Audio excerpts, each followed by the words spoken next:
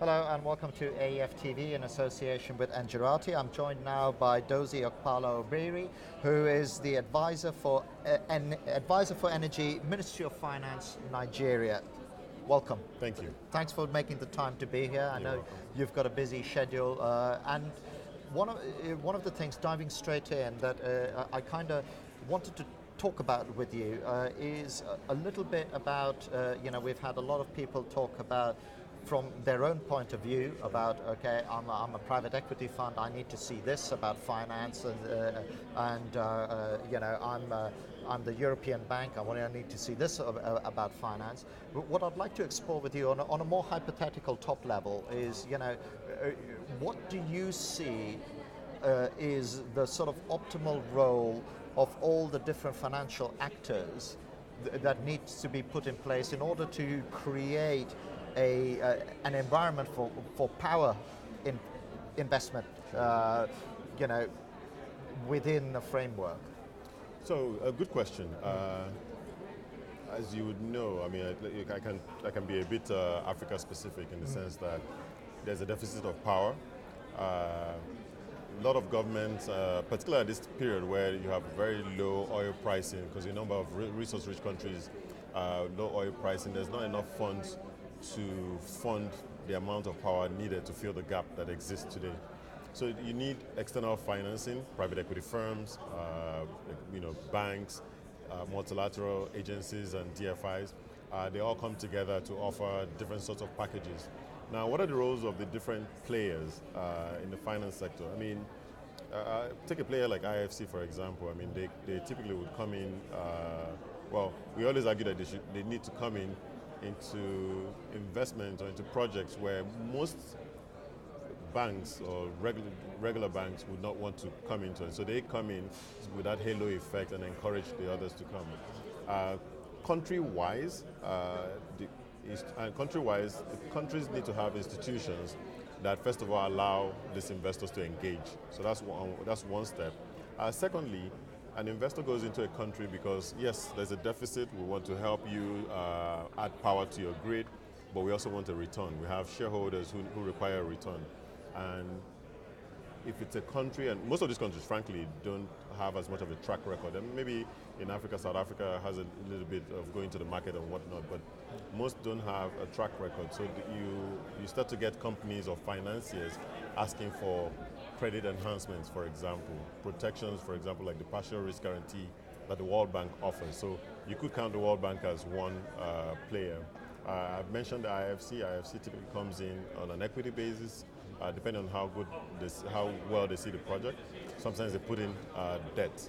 But of course, all the other, what I call regular lenders, would typically want to see, how am I protected, how do I get a return if I put in money into this project? How do I ensure that when it's time to take money out, that I can actually exchange, because it typically will be revenue in local currency, but you've lent in dollars. How do I take out funds and actually be able to convert in order to take that out of the country? So this is then where it comes into that sort of legislative environment, is like going to reduce maybe some of the FX risks and things like that? Well, sometimes you can't typically, it's more maybe in the PPA, for example, what's agreed in the power purchase agreement that is agreed at the time. You can't really legislate forex or foreign exchange, for example. I mean, you can devalue your currency, but then that creates other problems. Yeah. And it's actually things like this that companies or investors who are investing also seek protection against. How do I know that I don't invest $20 million today? Tomorrow you devalue your currency, that then takes away the premise on which I made my investment. And is that where the role of a central bank or the equivalent of, is that where that comes into play? That would come into play to the extent that, most central banks are responsible for monetary policy, for example. So they can affect the interest rates. Certainly, they control foreign exchange rates, but they can only control it so much. Obviously, the markets play a role. For a dollar economy, like I shouldn't say dollar economy. for economies that are dependent on products that are dollar-based, if anything happens to the pricing of those resources, then there's an impact on your local currency. Ministry of Finance-wise, just generally, I mean, even whether it's Nigeria or other countries across the board, when it comes to specific projects, you have payment risks, or termination risk. So if I have a PPA with if I have a PPA in a particular country and that gets terminated, how do I get my money back? I've borrowed money to build this project. How do I get my money back? This is where you see requests for sovereign guarantees. Different countries have come up with different products. In Kenya, for example, they have what is called a letter of support that they provide to investors. Now, over time,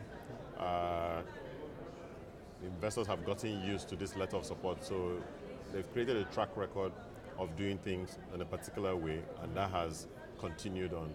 Whether future projects will require that is what I can say. What are some of the other mechanisms that you've seen, ministries of finance use to offer that? You started with the letter of support. Are there sort of bond issues, or how far have people gone?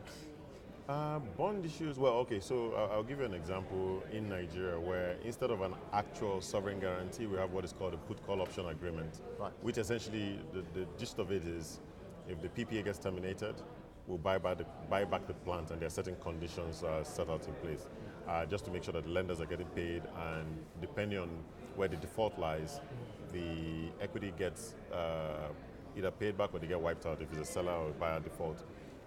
You also have the PRG mechanism through the World Bank, where the World Bank is almost both PRG mechanism, but also you have an insurance mechanism through the World Bank group. So you have, and people are familiar with this product. So that's another mechanism through which governments across the different African countries can also use to attract investors. Bond issues would come up because we've spoken specifically about IPPs. Yes. But when you start to move into the realm of like the transmission companies, for example, where you need a different, sort of a different mechanism, this is where the bond, I don't know of an example where that has been used yet, but I know that in some countries they've thought about getting the transmission company to credit-worthy phase so that they can issue bonds that they can then use the revenues from transmission to pay that. Because that's some of the challenge as well, isn't it? I mean, some of the conversations that have been happening, and what we've heard is that almost a lot. Well, I don't want to oversimplify it, but let me kind of say it in this way: that a lot of the ways of funding generation plants are kind of fairly well established. People know the rules, they're replicating, they're learning from each other. But one of the challenges is about how you fund the transmission and distribution networks that can then evacuate this power, to get it to the places it needs to get to. Right. If I could just draw on your expertise a little bit about, what are the sort of models from a financial perspective that you're seeing that are being played with to fund that infrastructure? Okay, so transmission is, we've touched on transmission a little bit. Generation, yes, we talked about that and how that model is pretty much have been in place. Distribution is an interesting one. If I may, I mean, speaking about Nigeria, where that has been privatized, and you have it in private sector hands, but you have a situation where short-term money was used to purchase the distribution companies.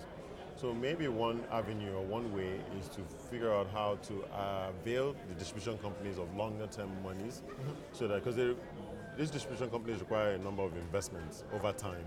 Yes. And you need longer-term money, or patient capital, as some will call it, to enable them, plug the gaps, make the necessary investments, so that they can start to recoup monies through the tariff that they require. Some will say, issue bonds, but I don't think anyone has really, well, maybe the distribution companies have, but to sit down to decide how do we go about, again, given that there's been no history, how do we go about raising bonds or issuing bonds that we can then use to finance ourselves with an actual proposal for payback when the time comes. And it's one of those tricky ones as well, because you want to try and get, you know, the distribution network is so vital, especially if you're pursuing sort of renewable strategies, and if you're also trying to take those renewable strategies to the edge, so allow people to have solar panels and you need to have a different type of distribution grid, a strengthened distribution grid, and you know the challenges along that area, they're not insignificant. They're not. I mean, we've also talked about metering, for example, and in some countries you don't have. I don't know what the numbers are, but if you took a look at how many meters you need in a country, you know, how many households you need to meter, we're not 100% there. So the question is then, how do you, sort of like the telecoms model of some sort, where at least in this part of the world, where it's prepaid, you recharge your telephone. If you don't have units on your phone, you're not able to make a call. So if you translate that to power, and you have prepaid meters, for example, then you have a situation where you're supplying power, but you've already prepaid for the power. So you don't have as much of a collection issue as you have when you have a billing system where it's pretty much you're doing an estimated billing, and you have to make a guess as to how much how much power you supplied or how much power has been consumed in order to get your payment afterwards from that method. Now, how do you do prepaid metering? How do you deploy meters? That costs a lot of money. I've been told, for example, in Nigeria, I think is in the estimate of about $1 billion.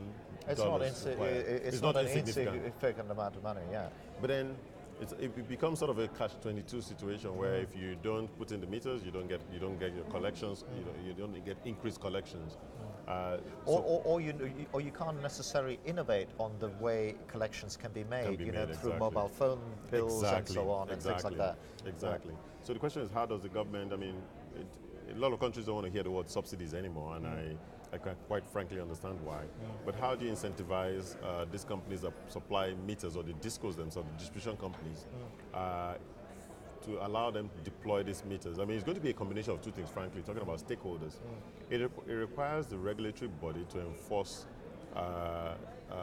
this metering process, because some distribution companies might like the idea that you have estimated billing. We don't have to work so hard, and we might be collecting more than we should be collecting if it was a if it was a prepaid meter. So the regulatory body needs to also do quite a bit of enforcement, while at the same time there needs to be some sort of incentive to enable these companies, the distribution companies, to deploy prepaid meters, and then, as you've indicated, start to innovate on some of the other solutions that are required down in the value chain.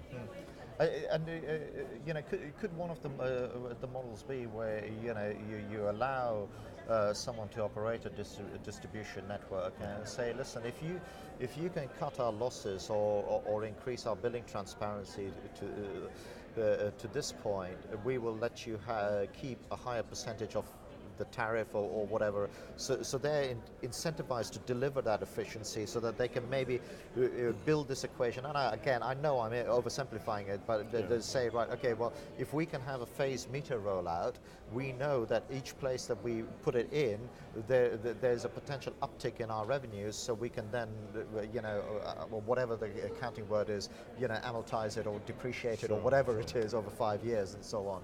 Have you seen some sort of thinking in terms of innovation like that, where there's a reward to delivering the right type of distribution network? There has. I mean, we at least at the Ministry of Finance in Nigeria, we've seen different kinds of proposals. I suppose at the end of the day, it's a question of how do you get the right players in the room to ensure that a decision is taken. After reviewing the different proposals around the table, the decision is taken as to go in with one and let's try it to get the results that we need. I think too many proposals or too many ideas are just that. They're just ideas without someone taking the next step of you need to have those trials and you need to have those trials and things like that. Well, on that note, we'll leave it because we've come to the end of our time here. Sure. I've much enjoyed the conversation, and I've been signaled to wrap up, so apologies for that. But thank you again for watching. There's been another interview with AEF TV in association with Engerati. Thanks again for watching. Welcome. Thank you.